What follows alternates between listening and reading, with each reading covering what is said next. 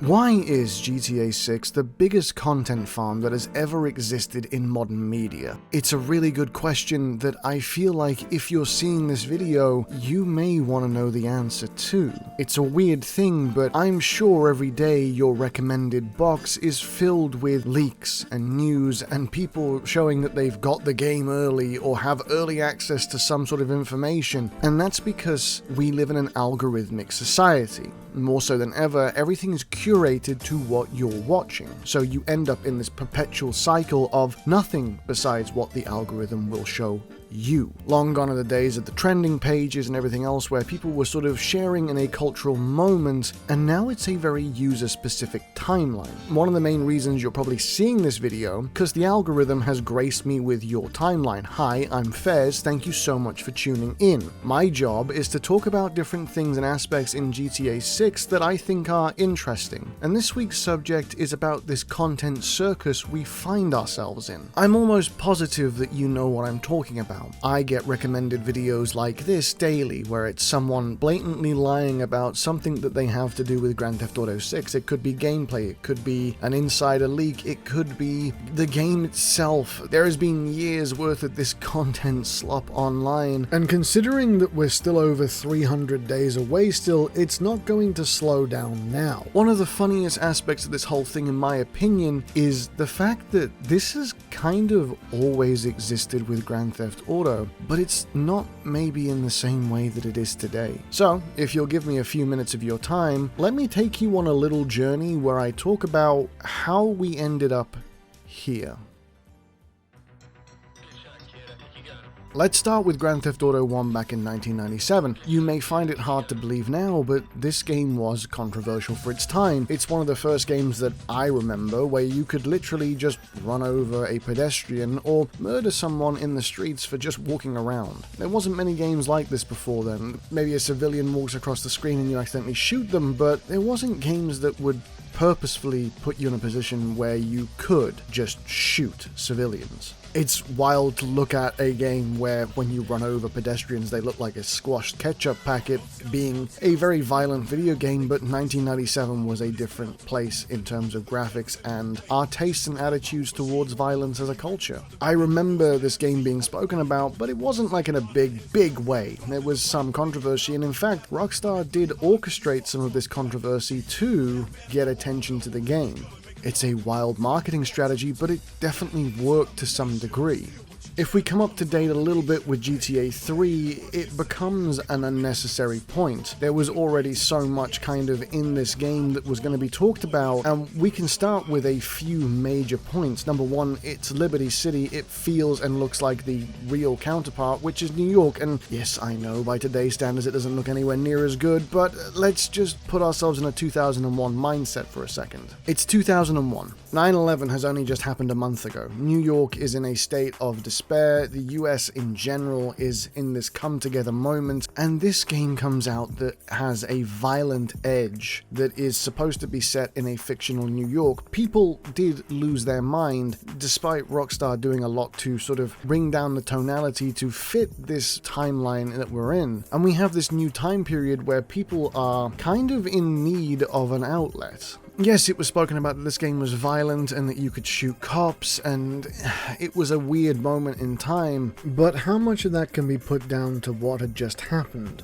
It's a hard one. We can't say and we can't not say because it did happen, and this is the timeline that we have. So let's go forward a little bit to Vice City. It's a different time period. It's set in the 80s, it's set in Miami, and yet here we are again. The violence comes forward, people like Jack Thompson start rising to prominence, and this game starts getting spoken about as a violent piece of media. And what did it do for the game, honestly? Did they ban it? No. If anything, it probably brought new eyes to it that had never even heard of it for some reason. Suddenly, it became the cool thing to do was play this game because your parents hated it. The same can be said for San Andreas, but then we come up to 4. GTA 4 for me is a little bit of an odd one because I don't remember there being much controversy around this game. I mean, maybe I'm misremembering, but I don't remember the news and the media going crazy for this game coming out, even though it was probably the most realistic looking version of the game we'd ever had by that point. Yet our attitudes by this point point in 2008 had started to shift away from these kind of topics. Yes, they were spoken about in the background, but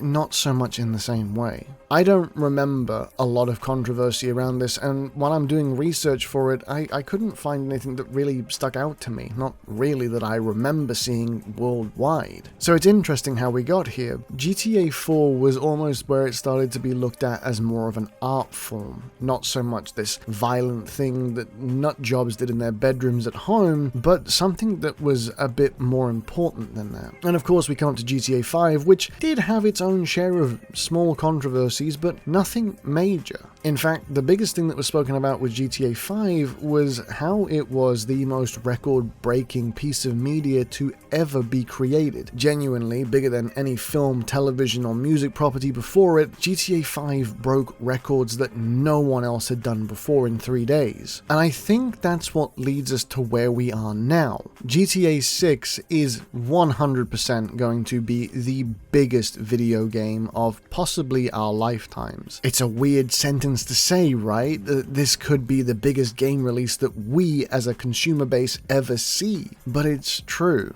The appetite for this game is immense, and people are expecting this game to do twice the amount of sales and revenue that GTA 5 ever did. This is the single biggest intellectual property on the planet being released on one day. So of course it makes sense for us to end up here. It's no longer about controversy, it's about how much excitement there is for this game. And of course, with anything that has excitement behind it, we end up with this consumer base that is rabid for information on a game, and it's not helped at all by the fact that Rockstar is such a secretive company. They don't talk about their games, they don't show anything to do with their games unless they want to or they're ready to. And yes, we just had that massive drop back in May with Trailer 2 and the website and all this information, and probably the single biggest information drop we've ever had on any of Rockstar games in 1 week ever.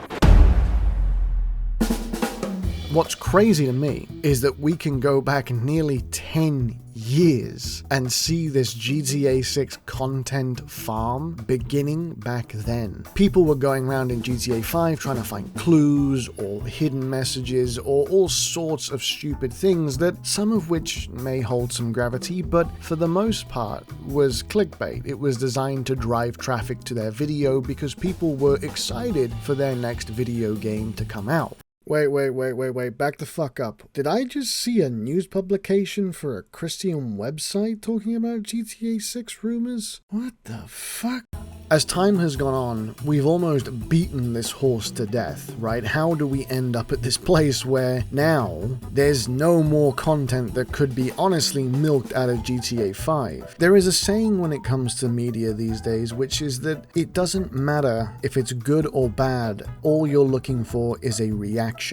And this is true. It doesn't matter if it's a negative or a positive, the biggest thing that we need is engagement. And nothing drives engagement like misinformation and lies, because people will rush to comment sections to say that you're wrong or you're an asshole or whatever the case may be. However, on the flip side of things, people may not be so inclined to give their opinion when something's a really good piece of media. It's an odd little quirk that we have as a society these days, but genuinely, we don't engage with stuff that makes us feel good or positive as much as we do with the negative. And content creators know that more than anybody. To a degree, they know how to drive engagement, they know how to purposefully manipulate you into sticking around long enough to get you annoyed or semi-invested. It's one of the reasons that stuff like those garbage DIY videos that are so stupid no one would ever do it, you end up watching them. It's because you're sat there going, what the fuck is this? Who would do these things? It's rage bait, and I'm sure you've heard that term before. Content creators like this do not care if you have a good time or not with their videos. What they care about is getting you invested enough to say something. It doesn't matter if it's good or bad to them, all engagement is engagement. It's a metric, it can be commodified.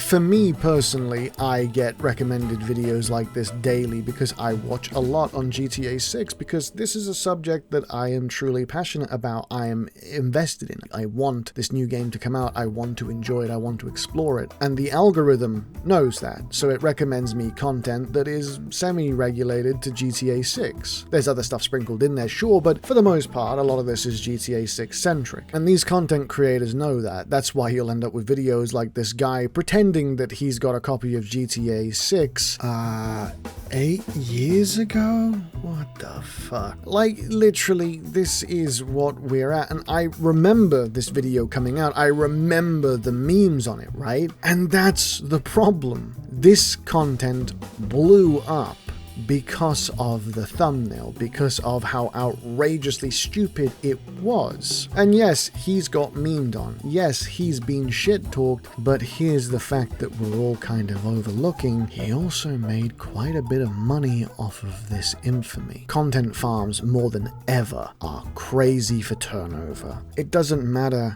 what is happening in the video, what matters is getting your eyeballs on it. If we can convert your views into a monetary value, it's pretty straightforward to start working out why people do these things. Yes, it's not ethical, and yes, there is no long-term game plan. I 100% agree with you, but who cares, right? If we can commodify it today, who cares about tomorrow? I'm rich today and not in the future. Short-term gain has become this big thing that people care about. It's one of the reasons that shorts have blown up over the last few years, is because it's the easiest form of content to create. This kind of very quick, easy to digest bite, and people put a lot of scientific research in the best way to keep you engaged and keep you scrolling. The commodification of GTA 6 has fully begun, and it fully began years ago. It's not going to get any better with time, by the way. When this game comes out, there will be sloptent all day, every day that is regargled bullshit. And for a lot of it, you will have to wade through the absolute trenches to find those good content creators that genuinely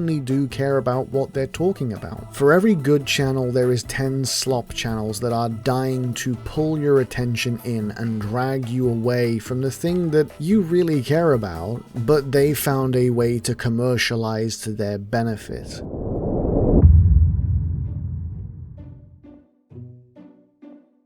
I wanted to just give a breakdown on one video in particular that kind of spurred me to talk about this subject, and that was this video here. I'm not going to show too much of it because I don't want to get hit with any kind of strikes or get into trouble. I just want to make a point about what is going on here. So in this video, this guy is kind of an unboxing guy. He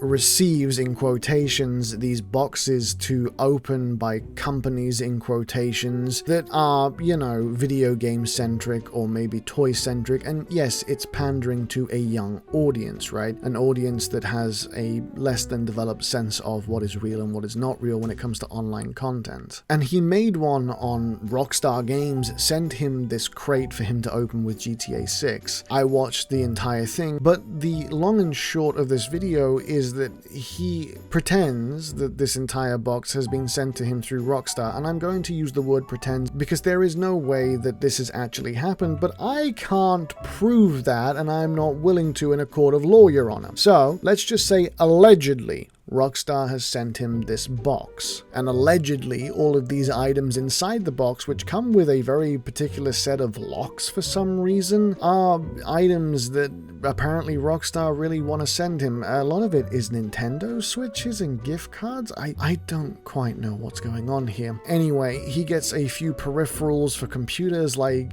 gaming headsets and keyboards. What the fuck? This is a video where the main centric theme is Rockstar has sent me this box, and out of the entire 20 plus minutes of this video, about 2 of them are him opening this last box and revealing the great copy of Grand Theft Auto 6, which is totally legit, guys. It's wild that this video even has views to me. I don't understand it, but this is where we're at as a society.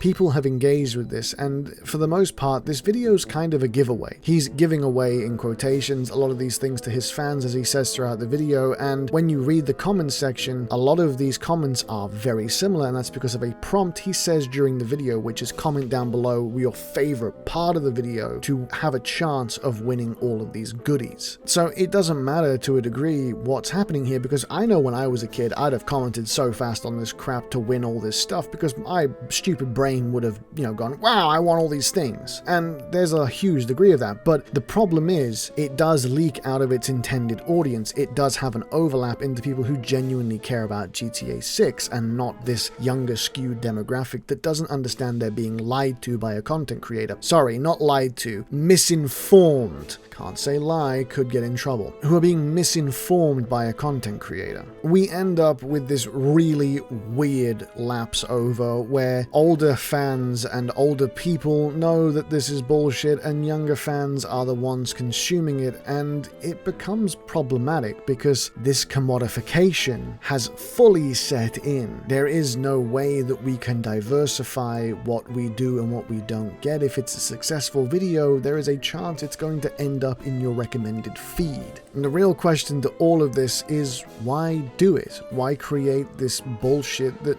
no one really will care about in a few years' time? And the simple answer to that is money.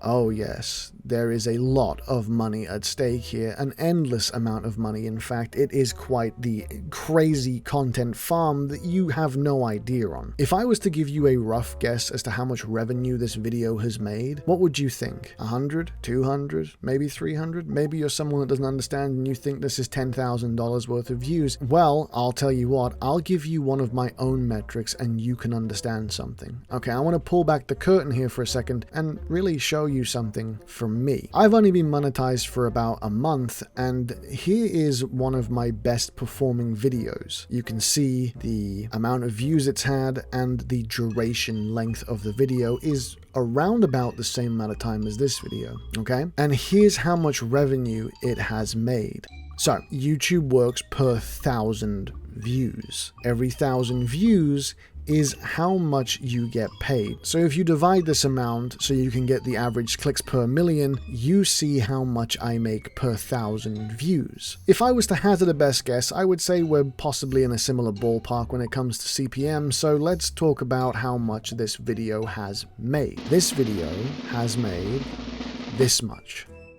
How long do you think this video took him to make? Maybe a few hours? It's pretty easy, there's not much editing gone into this either. A lot of these shots are very long-winded, and there's a lot of dragging out content to really run the runtime. It ends up becoming this crazy long fucking drag fest where realistically all we're doing is playing to the algorithm on how long we can end up talking about something. The best thing that I can say to you more than ever is to be vigilant with the things that you watch. There is going to be so much more stuff like this in the coming months, and it's crazy how much of it there will be. But if you give your time and attention to channels that genuinely do interest you when it comes to their content with GTA 6, hopefully the better channels do rise to the top. And I'm not speaking for me personally, I think the shit I make is just that. It's shit that I make because I find it interesting to talk about, or I find it interesting to look at as an idea. Either way, stay vigilant, because it's only going to get worse. But I am interested to hear, because I'll be honest with you, to a degree I'm kind of a connoisseur of this crappy garbage. What is the worst slop tent that you have seen when it comes to GTA 6? What's the worst video you've watched, or the thing that made you the most irate? I'd love to genuinely hear down below. Let's get into a conversation about it. Oh, and if you're new here and you'd like to, you can subscribe to support me and get more videos like this. I talk a lot about GTA's world building and everything else, but I do cover subjects like this too, so I'd love to have you aboard. Either way, I'll see you next week for the next video. Take care.